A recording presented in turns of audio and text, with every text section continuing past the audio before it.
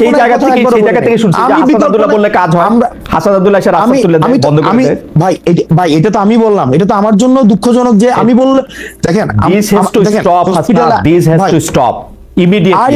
আইন নিজের হাতে তুলে নাও, চোর ধরা। হামিদ ইস্যুতে সরকার এনসিপি কে দিয়ে নাটক মঞ্চস্থ করিয়েছিল আওয়ামী লীগের কার্যক্রম নিষিদ্ধ করার জন্য। আপনি সেই নাটকের কেন্দ্রীয় চরিত্রে অভিনয় করেছিলেন।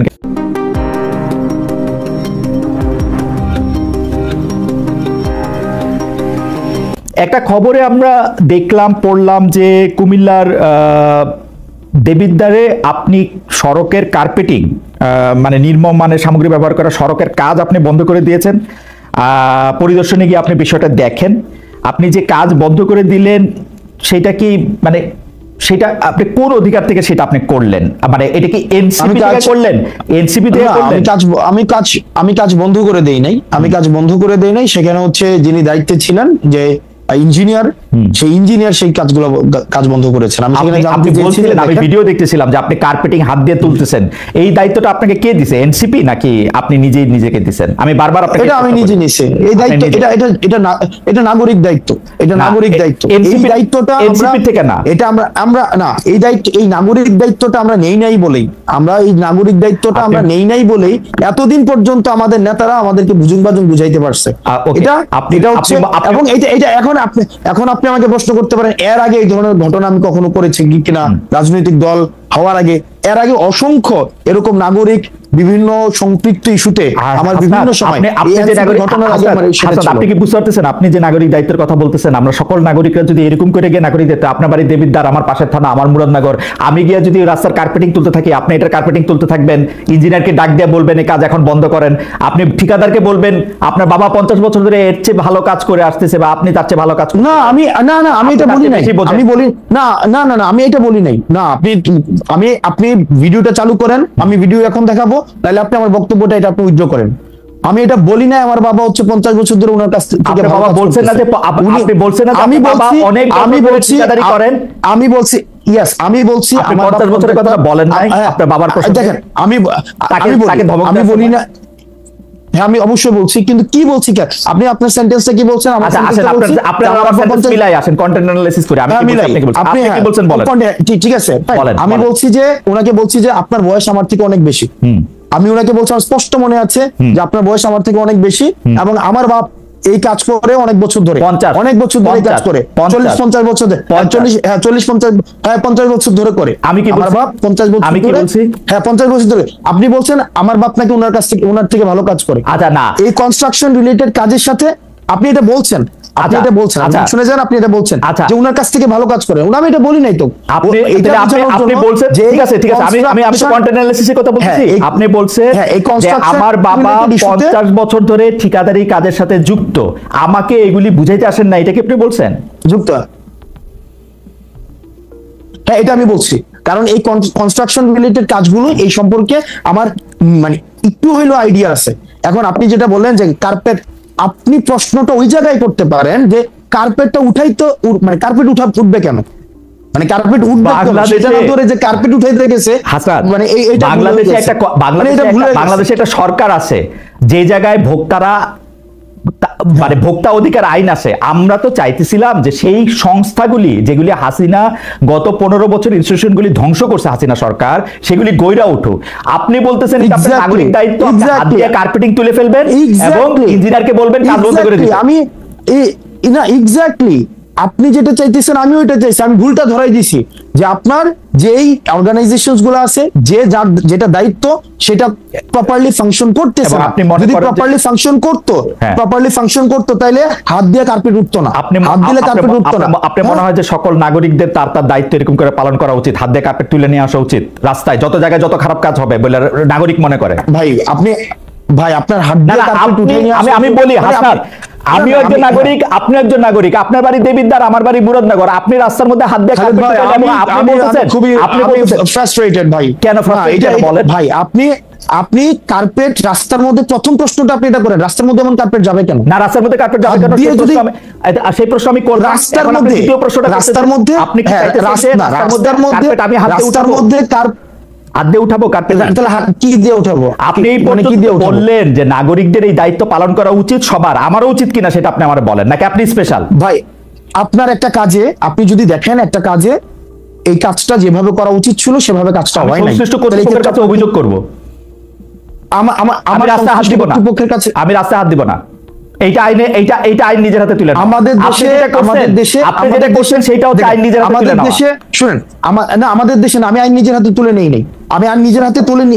আমার দেশের কাজটা ঠিকভাবে হইতেছে না সেই জিনিসটা হচ্ছে আমি দেখাইছি যে দেখেন এখানে 5টা স্তরে কাজটা ঠিকভাবে হইতেছে না, এবং সরকার এত কোটি টাকা ইনভেস্ট করার পরও আপনি এমন ভাবে কাজ করতেছেন যে কাজটা প্রপারলি এটা কোনো ফাংশনালি হইতেছে না। যার যেটা করা দরকার ছিল সে সেটা করতেছে না, তাকে তখন ইঞ্জিনিয়ার এসে সেই কাজ বন্ধ করছে। তো তার মানে কি আমার দেশের যে প্রবলেমটা সেই প্রবলেমটা নিয়ে আমরা কথা বলবো না? হাসনাত, আপনি দেখাবো না প্রবলেমটা, মানে প্রবলেমটা। হাসনাত, আপনি যে কাজটা করছেন এটার জন্য তো আমি বুঝতে পারতেছি আপনি অনেক প্রাউড। আপনি কি চান যে আমরা সবাই এইভাবে আমাদের কাজগুলি করি? না আমি প্রাউড না। না মনে করেন যে আমি আজকে আমি আবারও আমার উদাহরণ দিচ্ছি, আমি একজন সাধারণ নাগরিক, আমি ইনস্টিটিউশনগুলো যদি আমাদের দলের বড় নেতা না, আমি যদি এখন মুরাদনগরের রাস্তাটা দেখি আমি এটা হাত দিয়ে তুলবো কিনা? আমার প্রশ্ন সরল। আপনি যদি দেখেন কাজটা ঠিকঠাক ভাবে হইতেছে কিনা, এটা কি মানে এটা আমার দেখার দায়িত্ব, অবজার্ভ করা, মানে আমি দেখবো। আপনি আচ্ছা এটা দেখার দায়িত্ব আপনার না, কিন্তু আপনি যখন দেখছেন যে কাজটা ঠিকঠাক ভাবে হইতেছে না, বললাম আমি অভিযোগ করব। আমাদের দেশে ওকে ফাইন, আমাদের দেশের ওই কালচারটা, আপনি যে কালচারটা দেখেন আইডিয়াল কালচারটা, সেটা আমিও দেখি যে আমাদের দেশের ইনস্টিটিউশন গুলো প্রপারলি ফাংশন করুক, কিন্তু আমাদের দেশে করে নাই তো ভাই। আমরা তো দেখছি হচ্ছে রডের বদলে বাঁশ দিয়ে হচ্ছে ব্রিজ বানাইছে, রডের বদলে যে বাঁশ দিয়ে ব্রিজ বানাইছে, প্রপার অথরিটিকে যে বলছে না তো বছর ধরে প্রপার। আমি আসনাত আব্দুল্লাহ তো হচ্ছে এর আগে কার্পেট উঠাই নাই গিয়া, তাহলে কার্পেট আপনারা তো অনেক বছর ধরে প্রপার অথরিটিকে অভিযোগ দিতেছেন, তো প্রপার অথরিটিকে অভিযোগ দেওয়ার পরে তাইলেও রডের বদলে বাঁশ গেল কেন? তাইলেও হচ্ছে আপনার কার্পেটিং হাত দিলে উঠে যায় কেন? কষ্টটা করেন, আমার মনে যায় কেন? হাসনাত, হাত দিলে উঠে যায় কেন? হাসনাত, আমি আপনাকে বলি, আপনি যে উদাহরণ জাতির সামনে রাখতেছেন, লক্ষ লক্ষ কোটি কোটি মানুষ আপনাকে ফলো করে, এই উদাহরণটা দিলে এই যে সাধারণ একজন মানুষ আমার মতো, সেও এই কাজটা নিজের হাতে করার ব্যাপারে উৎসাহী হবে কিনা সেটা আমি আপনাকে ভাইবা দেখতে বলছি। আপনি যেটা করছেন সেটা আপনার জন্য ঠিকই আছে, আপনি তো এটাই করবেন, আপনি এটা করবেন কারণ আপনি নেতা, আপনি তো পদ দেখাবেন, আপনি নেতা, আপনি পদ দেখাবেন। আরেকটা বিষয় আছে কি? এটা আরেকটা ইস্যু আছে, এটা আরেকটা বিষয় আছে। আমি আজকে কার্পেট হাত দিয়ে উঠাইছি, যখন এর পরবর্তীতে ওই রাস্তাটা যে করবে, কন্ট্রাক্টর করবে অথবা হচ্ছে যে ইঞ্জিনিয়ার করবে, কার্পেট যেন হাত দিলে না উঠে এই বিষয়ে সে সচেতন। এবং বাংলাদেশে এরকম কাজ যদি আরো 4,500 হয়ে থাকে, 4,500 জায়গায় এরকম কার্পেট দিয়ে হাত তোলা উচিত, তাই তো ব্যাপারটা? মানে এই 4.5 এই মুহূর্তে অনেকগুলি জায়গায় এরকম কার্পেটিং আছে, এগুলি মানুষ হাত দিয়ে তুলবে কিনা? আমার একটা কার্পেটিং উঠানোতে যদি বাংলাদেশের লক্ষ লক্ষ মানুষ কার্পেট উঠাইতে শুরু করে, আমার একটা কার্পেট উঠানোর এই এক্সাম্পলটা লক্ষ লক্ষ মানুষ যেন কার্পেট উঠাইতে না হয় সেটার জন্য প্রশাসন প্রয়োজনীয় ব্যবস্থা। ঠিক আছে, এটা আপনার ব্যাখ্যা। আপনি এই কাজটা কি, মানে এই কাজটা যে খারাপ হয়েছে সেটা কি আপনি এমনি জানলেন না কেউ আপনাকে তদবির করে এটা জানাইছে? মানে আপনাকে কেউ জানাইছে? এটা আমার সাংবাদিক জানাইছে। এটা আপনাকে সাংবাদিক জানাইছে। আপনার কাছে কি এইটা তদবির হিসেবে আসছে, নাকি আপনি আপনার নির্বাচনী এলাকা যেখান থেকে আপনি নির্বাচনী করবেন বলে শোনা যায়, বা আপনার নিজের গ্রামের বাড়ি, দানাবাড়ি, দাদাবাড়ি, সেখানে যাচ্ছিলেন তারপর সেটা করছেন? না, এটা হচ্ছে যে আপনার আমাকে এলাকা থেকেও অনেকবার বলা হয়েছে এর আগেই। আমি নরমালি হচ্ছে খুব কম আমার এলাকায় যাওয়ার সুযোগ হয়, তো সেক্ষেত্রে একদিন আমাদের রেজিস্ট্রেশনের পরের দিন আমার হচ্ছে এক সাংবাদিক দেখাইলো যে এই রাস্তা না, আরো অনেকগুলো রাস্তা হচ্ছে এই ধরনের নিম্নমানের কাজ হচ্ছে, এবং দেখা যাচ্ছে যে এই ধরনের কোনো ব্যবস্থা নেওয়া হচ্ছে না। এলাকার মানুষও খুব ক্ষুব্ধ, এবং হচ্ছে এই বিষয়ে যেন প্রয়োজনীয় ব্যবস্থা আমরা সবাই মিলে নেই, সেই জন্য আমি জাস্ট গিয়েছিলাম সেখানে এবং দেখলাম তো এই দুরূহ অবস্থা। কিন্তু আমি আবার নিজের প্রতি সরি ফিল করতেছি আসলে, যে আমার উচিত হয় না, আমার মাপ চাওয়া উচিত, একটা গণমাফ কর্মসূচি হয়তো একটা পালন করা উচিত আমার। মানে এটা কেন বললেন? আমাকে খোঁচা দিলেন? না, খুঁজে দেয় না, আমি গণমাফ কর্মসূচি আমি বুঝি না, হঠাৎ করে সারা দেশের সবাই যদি কার্পেট উঠানো শুরু করে তাহলে তো আপনি সেই আহ্বানই জানাইতেছেন। আমার কাছে মনে হলো আপনি তো নেতা, আপনি যেটা করবেন তাই করবে। এই যে এখানে আমাকে এখানে আপনার অনুসারীরা আমাকে মেসেজ করতেছেন, রাস্তা কি খালি চোখ দিয়ে বোঝা যায়? হাত দিয়ে উঠাইলেই রাস্তা বোঝা যায় রাস্তা খারাপ। This is the way. আপনি আপনারা পথ দেখাইতেছেন, এটা হচ্ছে আমাদের আলোর পথ। হাইবার আমি পরবর্তী প্রসঙ্গে আসি, আপনার আহ্বান আপনি জানাইছেন, আপনার মেসেজ আপনি দিচ্ছেন, লোকের লোকেরটা বুঝছে। খালিদ ভাই আমরা ডিসকাশনটা এমন জায়গায় পুট করতেছি, আপনি রাস্তাটা কেন হাত দিলে উঠে যায় আমরা সেই জায়গায় ডিসকাশনটা নিতেছি না, বরং সে কেন চোর ধরাই দিল, এটা হচ্ছে তার প্রবলেম। না, আমার কথা হইলো চোর যদি বাংলাদেশে পুলিশ ছাড়া কম্পিটিটিভ অথরিটিটা যেই ধরুক আমি সেই ব্যাপারে আপত্তি জানাবো। আপনার স্কুল আলাদা, আপনি বলবেন চোর আপনারই ধরে দেওয়া উচিত, এই হচ্ছে পার্থক্য। আপনি চোর ধরতে চাইলে আপনি বিসিএস দেন, ভাই আপনি অনেক মেধাবী মানুষ, আপনি বিসিবি দেন, পুলিশের চোর ধরে, বিচারক হয় বিচার করে। ওকে ফাইন, তাহলে আমরা ডিসকাশনটা আরেক জায়গায় নেই। না, ডিসকাশন নেওয়ার দরকার নেই, আমি বললাম তো প্রসঙ্গে নিতে হবে। না ভাই নিতে হবে, কারণ আমাদের দেশের আপনি যে পুলিশকে আপনি বলতেছেন কমপ্লিটলি ফেল করছে ভাই ইনস্টিটিউশনটা, এটা সিলেক্টিভ। যেমন পুলিশে এটা তো বাস্তবতা, রাজনৈতিক, অন্য কেউ কল দিলে কাজ হয় না, এখন হাসনাত আব্দুল্লাহ কল দিলে কাজ হয়। হাসনাত আব্দুল্লাহ কল দিলে কেন কাজ হবে?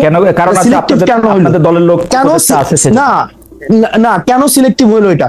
ধরেন আজকে আমার উপদেষ্টা আছে, আমরা তো এই চেষ্টা করতে চাইলাম হাসনাত, আমরা তো এই চেষ্টা করতে চাইলাম, আপনারা নতুন বন্দোবস্তের কথা কয়ে অ্যাবসলিউটলি পুরো বন্দোবস্তের হাতে হাঁটতেছেন। We are in the same page ভাই, we are in the same page. আপনি যেটা চাইতেছেন আমিও সেটা চাইতেছি, কিন্তু প্রবলেম হচ্ছে আপনি যেটা চাইতেছেন আমি সেটা চাইতেছি না। প্রবলেম হইতেছে যেটা আপনি বিদ্যমান কনটেক্সটটাকে বিবেচনায় নিতেছেন না, আমি বিদ্যমান কনটেক্সটটাকে বিবেচনায় নিতেছি।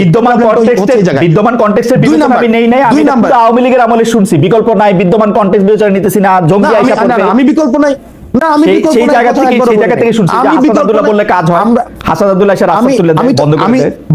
ভাই এটা তো আমি বললাম, এটা তো আমার জন্য দুঃখজনক যে আমি বললে দেখেন this has to stop Hasnat, this has to stop immediately। আইন নিজের হাতে তুলে নাও, আমি ওটাকে চোর ধরা, আমি স্টপ করতে চাই ভাই। দেখেন খালেদ ভাই, আইসিইউতে হসপিটালে আইসিইউ নাই ভাই, আমরা তো এখন হচ্ছে তদবিরের একদম মানে আমি তদবিরটা নিয়ে বলতে চাইছিলাম। আচ্ছা আমি হসপিটালের আইসিইউ প্রসঙ্গ আমি শুনছি, আমি তদবিরটা নিয়ে একটু বলেন তো, একবারে বলেন যে আপনার কাছে কি অনেক তদবির আসে, সারা দিন তদবির আসতে থাকে, মানে আপনি কি অনেক তদবির করেন? তদবির আমি বলি, যেমন 5 আগস্টের পরে যাদের সাথে পরিচয় হয়েছে, 5 আগস্টের পরে যাদের সাথে পরিচয় হয়েছে, কারোর সাথে যদি 2 মিনিট কথা হয় সে একটা তদবির করে, ইভেন টকশো শেষে হোস্ট তদবির করে, মানে টকশো শেষে হোস্ট তদবির করে। তো সেই জায়গায় হচ্ছে এই যে তদবির করাটা, কেন তদবির করছে? কারণ এই তদবির যারা করে আমি তাদেরও যেমন সমস্যা, একই সাথে একটা সিস্টেম ডেভেলপ করে নেই ভাই। কেমনি সিস্টেম ডেভেলপ করে নাই? দেখা যাচ্ছে যে রোগী যখন হসপিটালে যায় আইসিইউ নাই, তাকে বলা হয় আইসিইউ নাই, তার আইসিইউ লাগবে, আইসিইউ নাই। কিন্তু রাজনৈতিক যেই দলগুলো রয়েছে আমি এখন এসে দেখতেছি তারা ফোন দিলে কিন্তু ঠিকই কাজ হয়। আপনি আজকে দেখেন রাস্তাতে তো দেবিদ্বারে 4 লক্ষ মানুষ আছে, 4 লক্ষ মানুষ থাকা সত্ত্বেও সেখানে হচ্ছে রাস্তায় এই ধরনের কাজ করার মানে সেই সাহসটা পাইছে। আমরা এটার পরিবর্তনটা ভাই চাইছি, হ্যাঁ আনফরচুনেটলি তো সেটা ভাই আনফরচুনেটলি সেটা তো ওভারনাইট হচ্ছে না, এবং আমরা অনেক জায়গায় আশাহত হয়েছি। আমরা বারবার করে এই সিস্টেমটা বলা, দেখেন আপনি যে বললেন চোর পুলিশ ধরে দিবে, পুলিশ সংস্কার কমিশনে দেখেন, আজকে আপনি প্রশাসন সংস্কার কমিশন দেখেন, আজকে আপনি এনবিআরও আজকে আন্দোলন চলতেছে, সংস্কার কমিশন দেখেন। আমাদের মনস্তাত্ত্বিক ভাবে এটার একটা হচ্ছে মানে আমার মনে হয় যে জাতিগত একটা পিউরিফিকেশন প্রয়োজন, একদম সবাইকে একসাথে পিউরিফাই করা প্রয়োজন। আদারওয়াইজ আমরা আসলে যেভাবেই বলি না কেন এটার সংস্কারটা এখন আস্তে আস্তে এটা চ্যালেঞ্জিং হয়ে দাঁড়াইতেছে। ভাই আপনি মনে হয় হচ্ছে আমি পরবর্তী সেটা ঠিক আছে, আমি আপনার ব্যাপারটা বুঝতে পারতেছি। আমারও মনে হয় হাসনাত আমি আর আপনি একদমই সেম পেজে, কিন্তু আপনার যে যুক্তি সেই যুক্তি তো আপনারই যুক্তি, বহুবার আপনার সঙ্গে আমারও কথা হয়েছে এখানে। সেইটার ক্ষেত্রে তো আমি আর আলাদা করে আপনাকে আর কনভিন্স করতে পারবো না।